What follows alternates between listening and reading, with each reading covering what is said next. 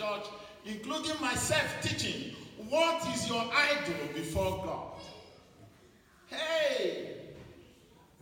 What is your idol before God?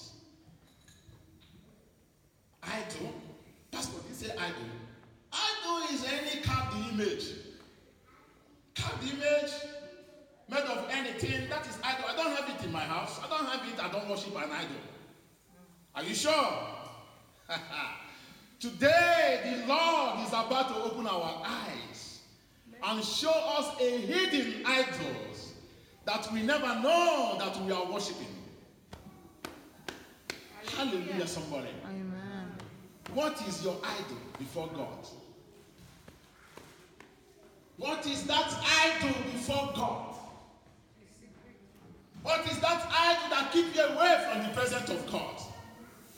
What is that idol that makes you that you are better off without God? What is that idol that you think that you have all? I don't need God. People that need God is people that don't have anything. Who told you?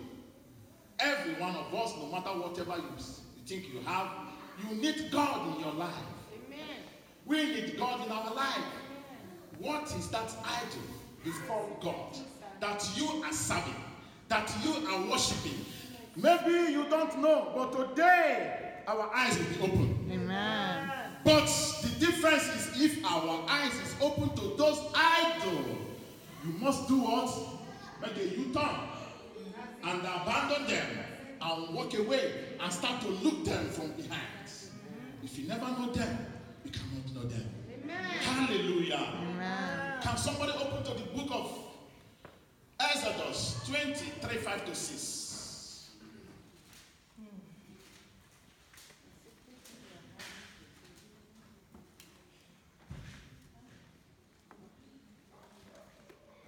Exodus 23, 5 to 6. Praise God. You shall have no other God before me. Thou shalt have no other God before me. You shall have no other God before me. You shall have no other God before me. You shall not make for yourself a carved image, any likeness of anything that is in heaven above, or that is in the earth beneath, or that is in the water under the earth. You shall not bow down to them, nor serve them. For I, the Lord your God, I am a jealous God. Hallelujah. Continue. Visiting the iniquity of the fathers upon the children of the third and fourth generations of those who hate me, but showing mercy to thousands, to those who love me and keep my commandments. Hallelujah. Thou shalt have no other God before me. I don't have any other God before God. Are we sure? Thou shalt not make unto thee any graven image or any likeness of anything that is in heaven above or that is in the earth beneath. Or, sit down, madam, God bless you, or that is in the water under the earth. Thou shalt not bow down before thyself to them, nor serve them, for I, the Lord, is a jealous God. Mark it in your dictionary, in your Bible. It is a jealous God, visiting the iniquities of the fathers upon the children, unto the third and fourth generation of them that hate me. You are free from the curse of your forefathers only if you turn around. When you separate yourself from what your parents were doing, when you separate yourself from what your forefathers are doing, then you are free from this curse. But if you keep doing what your parents were doing, then the curse is still upon you because you have not put on Christ, which means when you put on Christ, the veil of darkness, the veil of the curse will be taken away through Jesus Christ. What is your idol that you serve before God? I'm still asking you, What is your idol that you serve before God? What is that thing that is holding you not to serve God? What is it? What is it? What do you think it is? What? I'm asking you. Church, I'm asking you. I'm also asking myself, what is my idol? Listen, every one of us have an idol that is serve, including me. But if I know my idol today, I will leave it. You shall know the truth, and the truth shall do what? Set you free. You shall know the truth, and the truth shall do what? It's only by knowing the truth you can be free. If not, you can argue with a man from here till next year, and is not yet being convinced by the truth of the word of God. He will continue to argue with you, even to the length of even trying to keep you distance, not to be a friend, until he comes to understand of the truth. Then he will step out from the lie and step into the truth. Hallelujah. Hallelujah. An idol is anything we worship or want more than God. Anything we worship or we want more than God. When you rely on something more than the Creator, that is your idol.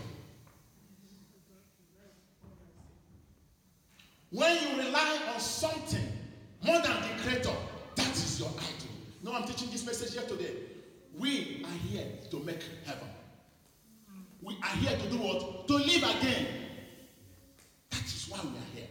So if there's any error, stain that we don't know, that will make me, that will make you not to live again or to inherit the kingdom of God, then I will always speak it out. My duty is to say it.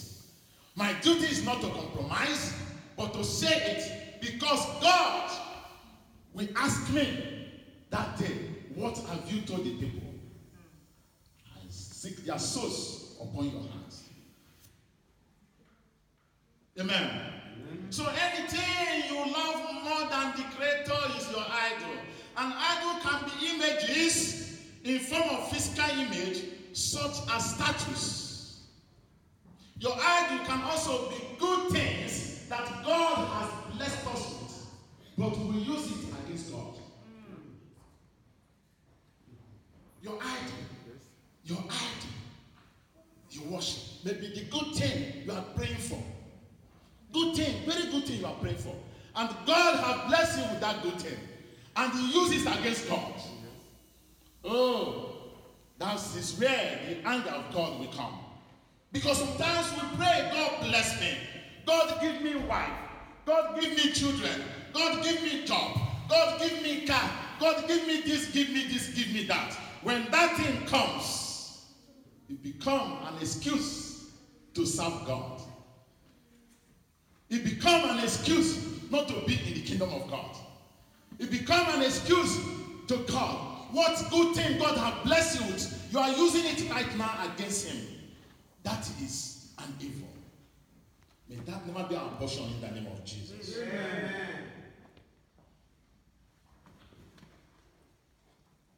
When we put our value and confidence in our children,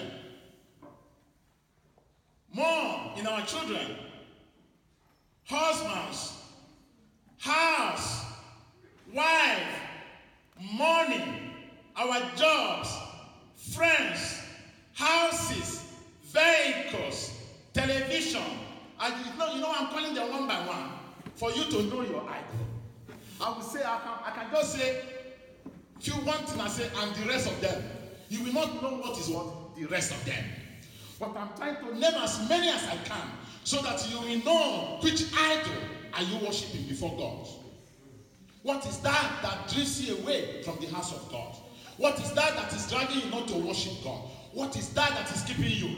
It is the devil that is keeping somebody not to worship God so that he will not see the glory and the blessing and the importance. Listen, you are living now, and people used to say, Ababrundu, Echefom. What does that mean? When a man is strong and healthy, he forgets that in a due time he's going to grow old and die. Because he's strong, he has muscle. You want to fight. My dad, my small boy, say, I feel like fighting in the class, in the school. He said, I want to fight. He said, because my muscle is moving me at the laugh. Say, if you fight here, they will put you in. Amen. When you have the strength, when you are young, you think life just goes like that. No. So that's why I'm calling things. Your idol may be your job. It may be your friends that you keep. It may be your homes, your house, your mansion. It may be your vehicle, your Ferrari. And call them cushions, all those cars. What do you call them, men? I don't know them, but I know. It may be your television. It may be your phone. It may be your tablet. It may be your laptop. Hey, it may even be food. The food that God has given to you. He has become an idol for you not to worship God. It may be your pet. You have dog or whatever. Then in the morning on Sunday, the whole day, from morning to night, you wake up in the morning to pray. The first thing you do is take dog going around. I want to take my dog out because the sun is coming out. I want to see the dog out. I'm not saying to take your dog out is a bad thing, but first of all, you have to reference God and before those things. Hallelujah, somebody. Amen. It may be an alcohol. That may be your idol. It may be culture. Culture, we call it culture. This is how we do it. Amen. This is how we do it. You wear mask and you dance different type of dance and you do many things. That is culture. That may be your idol. It may be drugs. You are under drug. That is your idol you serve. Because these things will take you away from the presence of God. It may be pride. Amen. Pride. Pride comes before the fall of a man. It may be pride in your life. You think you have made it. You think you have it all. You think you have it all. You think nobody. See, I am proud. Proud is an idol. Today, God will open our eyes in the name of Jesus. Amen. I said the Lord will continue to open our eyes in the name of Jesus. Maybe pride, maybe YouTube, Facebooks, movies. Do you know there are some people what keep them from not going to the house of God is movie. You don't know. Facebook, you come out in the morning. Oh, I want to go to Facebook. Let me see how many somebody have inboxed me. How many numbers of likes do I have? How many numbers of people that have just shared my video? Listen, before you know it, even to go to church become a problem. More watching movie from morning to night because the body want to be lazy. And God will tell you, don't forget, just watch this movie. Amen. Sometimes it may be your television. Just on your television and remote there. Before you know it, the whole thing is gone. Hallelujah. Amen. Hallelujah, somebody. Hey, it may be your WhatsApp page. Everything, all these are idols. Anything, let me break it down. Anything that keeps you from not being with the brethren, that is your idol. That makes you to put that in more interest. My beautiful wife, my handsome husband, my children. Hey, Robbie. Hallelujah. Sometimes you can see some women, when you put more interest to your beautiful woman, you look at her face. Amen. And you say, your wife will tell you, oh, I want to prepare for church today. Say, my honey, why don't you stay till tomorrow? Next Monday we will go. And you say, oh, beautiful. Hey, I know I jealous one maybe here. When I hear them call it, I'm surprised. Say, beautiful. Today, I should stay with you. Okay, now let me stay with you. You are worshiping your idol. You see, I know women. I know them. Stay with me. Unless you are in spirit to fire the woman up. Unless the woman is growing in the things of the Spirit of God. He's always there to draw you. Let us stay this Sunday. Amen. Maybe you have a handsome husband also like me, who is shining, you know what I mean? And you don't want to. Hallelujah. Amen. Amen. And you are the one that love to go to church. And say, are you going to church? No, don't worry, just come. Forget that church people. Let us stay and sleep well today. We have been working all the whole week. Let us sleep today. You say, oh, okay, now you call him Igwe, or you call him Diomam. All those names. It's okay, let me stay. Let us relax. That becomes your idol. We are not here for life matter. Find out what is your idol before God. What is keeping you not to worship God? What is keeping you not to come to the house of God? What is keeping you from not communion together with your brethren? You put those things first. Hallelujah. Amen. It may be your son. It may be your children. It may be sport. It may be anything that takes your time before God. That is your idol. For me to break it down, anything that gives you more joy. Listen, anything that you see. You see, I see, is it Ferrari? Somebody parked Ferrari yesterday in our working place. One brother, come and see this Ferrari. Don't you like it? Look at it there. Oh, I look at the car. I say, no, it's lovely. But I don't have interest of them. I'm not interested. Such person will be worshiping that Ferrari. You worship the Ferrari. You worship your helicopter. You worship your homes, your mansion. You stay like a king there and you forget God. That is your idol.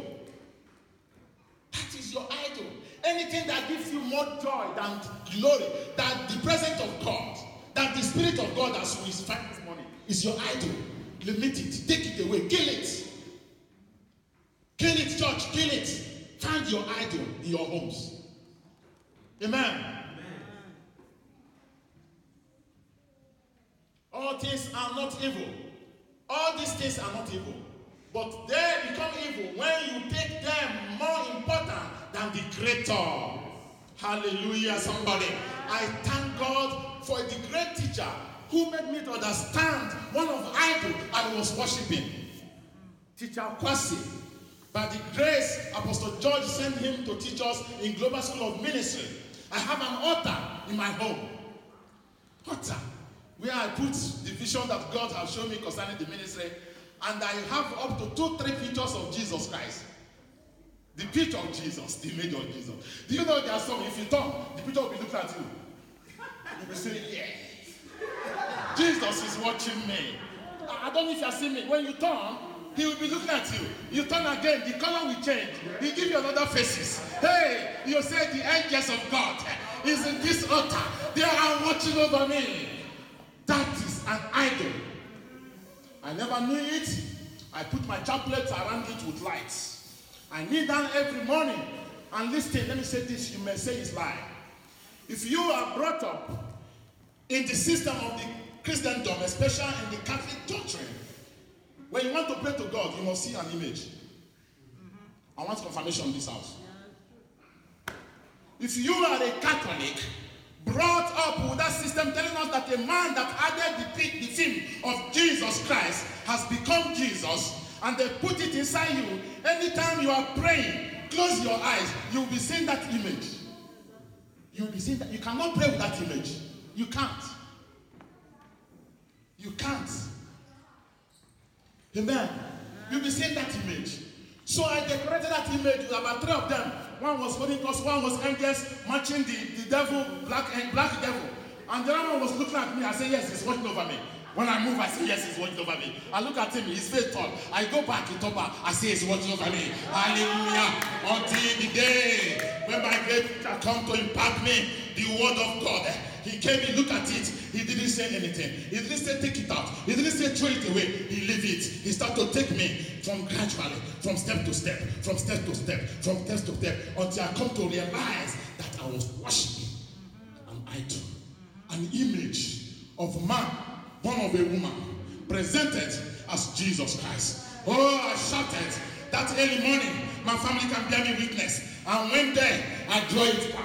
I take razor blade, I tear them off. I say, this is not Jesus. I match it on the floor. After doing that, I call my great teacher, Kwasi, and say, man of God, do you know those things you see there? I told you it's an altar.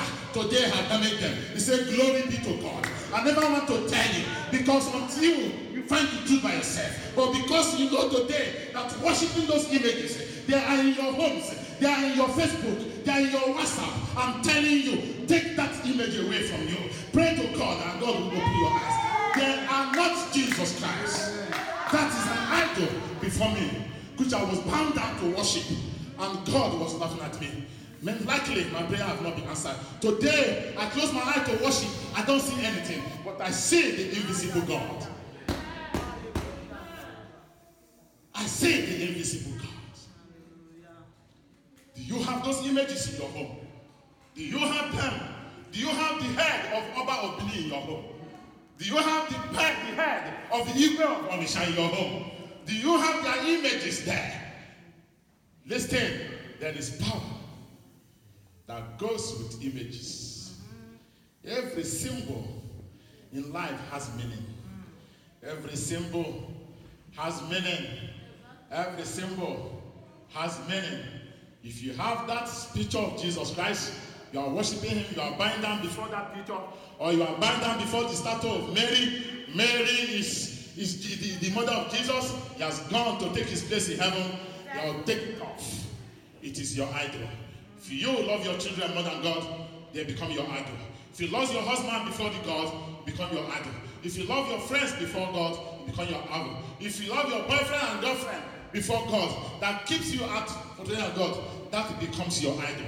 You must find out what idol am I worshiping. Is my wife idol for me not to serve God? Because some of us, our wives are idol not to serve God. Our husbands are idol not to serve God. I've been in a family. I've been in a place when somebody told me, my husband said I should not go to church. My wife said I should not go to church. And now I'm at home waiting. I don't want to disobey. I say, yes, don't disobey. Pray and change. Listen, Christianity is not a mount. When your husband wants to see what you are doing, if you are the one that goes to church and come back, and you continue to shout for him, you continue to challenge him, you continue to tell him more, then he will say, no, that church you are going does not change you. But when you come back, you call him those sweet names, you change it. Before he calls you and tells you something, you start to do something. The man is wise to picture you out that where you are going, something has become different from your life.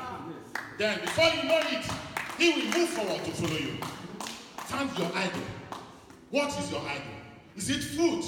The food God has given to you. On Sunday, you'll be the one to say, no, I want to cook food for the children. I want to prepare food. I want to do shopping. No, that is an idol. I have to tell you, that is an idol.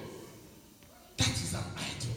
Are you the one who himself, then God has given you a job, and that job you come back maybe very late in the morning, and then you are tired, and you say to them, I'm not going to church. Why? Whereas we have been fasting, praying.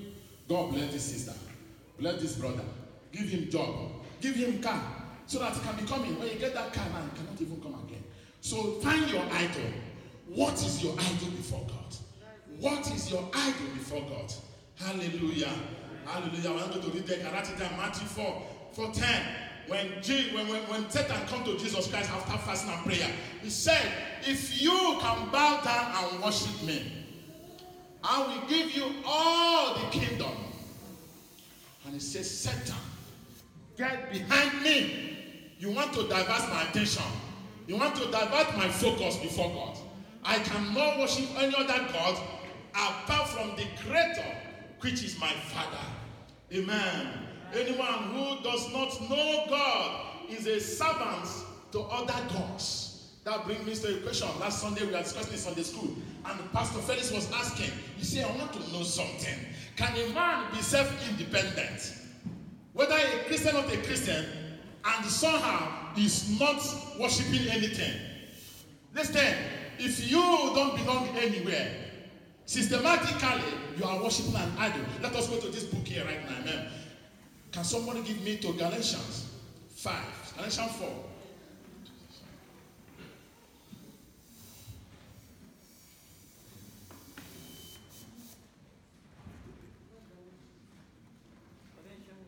Galatians 4, verse 8. Praise God. Galatians 4, verse 8. But then indeed, when you did not know God, you serve those that which by nature are not gods. When you don't know God, you don't serve God. You say you serve those which their natures are gods. You serve other gods. You serve other gods. So today, my message means go home. Find your idol by yourself. Find where you hang it.